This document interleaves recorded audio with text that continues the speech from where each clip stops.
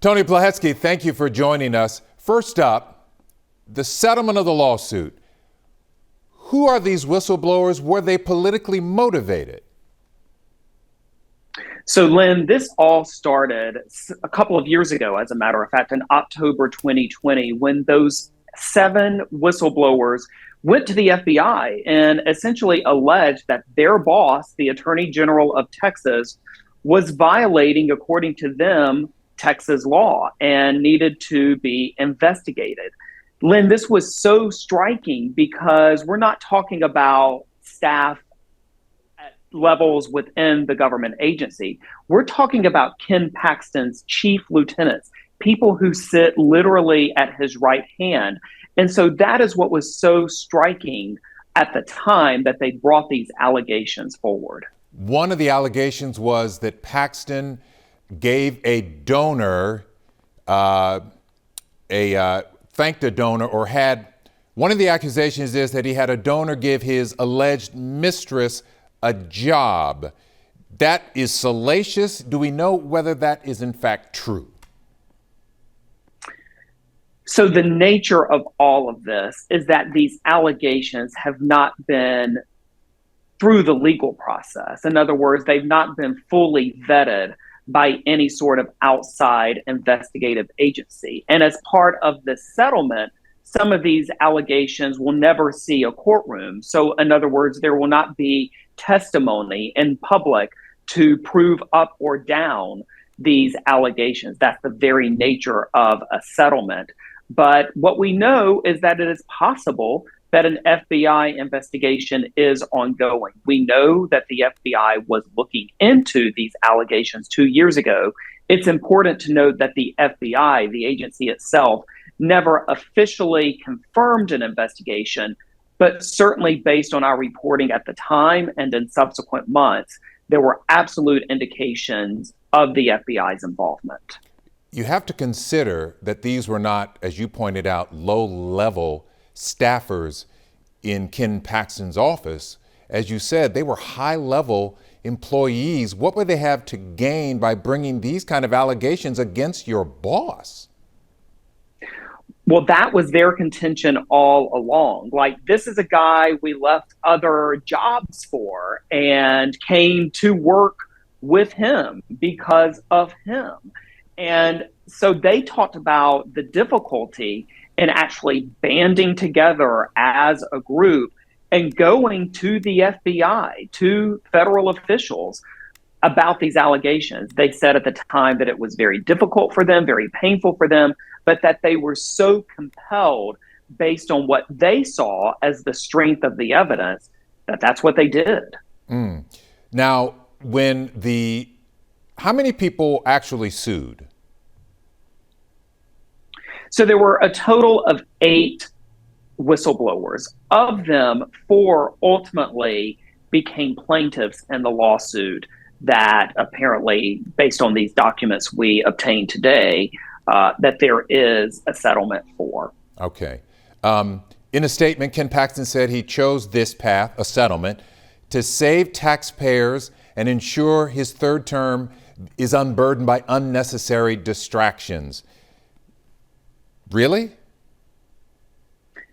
That's what he says. I mean, certainly anytime a plaintiff in a lawsuit enters into a settlement, they have to weigh the cost of taking this to trial, taking this to court, for some of these allegations to be fully vetted in a courtroom. And to your point, Len, I mean, certainly that is something where potentially a lot of dirty laundry could get aired that might be potentially damaging politically or embarrassing personally to Ken Paxton.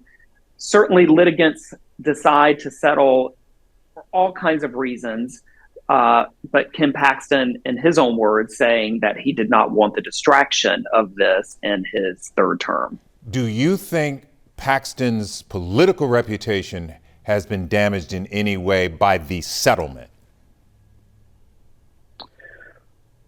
We need only look at what happened in the November election when he resoundingly defeated George P. Bush to become Texas Attorney General again for a third term. And when you look at those numbers and you look at the strength of those numbers for Ken Paxton, I think there continues to be the belief that so much of this is ultimately not very politically damaging to Ken Paxton, that he still enjoys a huge level of support among Texas GOP voters. When I first heard about the settlement, $3.3 million will go to these 4 plaintiffs. I thought, Ken Paxton has that kind of money? No, Ken Paxton is not paying these folks. It's coming from public funds. So what does that mean? Well, instantaneously, the moment this news broke today that it was a $3.3 million settlement, that was the question on the minds of everyone. Do these come from his own personal funds? And the answer to that is no. And Len, based on my understanding of how all of this works, here's the reason. Those whistleblowers under Texas law brought the claim against a state agency, in this case, the Texas Attorney General's office, not against Ken Paxton personally. That is the way that the whistleblower law works. And so because of that, it's ultimately the agency that's on the line to pay out any potential settlement, not Ken Paxton personally. Ken Paxton said in a statement he chose this path in part to save taxpayer dollars. How do you save taxpayer dollars if your agency has to cough up $3.3 million? Well, I'm sure he would say that when you weigh the cost of going to trial, the number of attorneys who would potentially be involved in a case like this, the length possibly of a trial, that when you factor all of those things out, the number potentially could come to more than $3 million. And so again, litigants often consider things like that before making a decision. But ultimately, the decision to settle, I think, was Ken Paxton's. Ken Paxton admits no wrongdoing, which is usually the case in these types of settlements, but he did apologize for referring to these employees as, quote, rogue employees.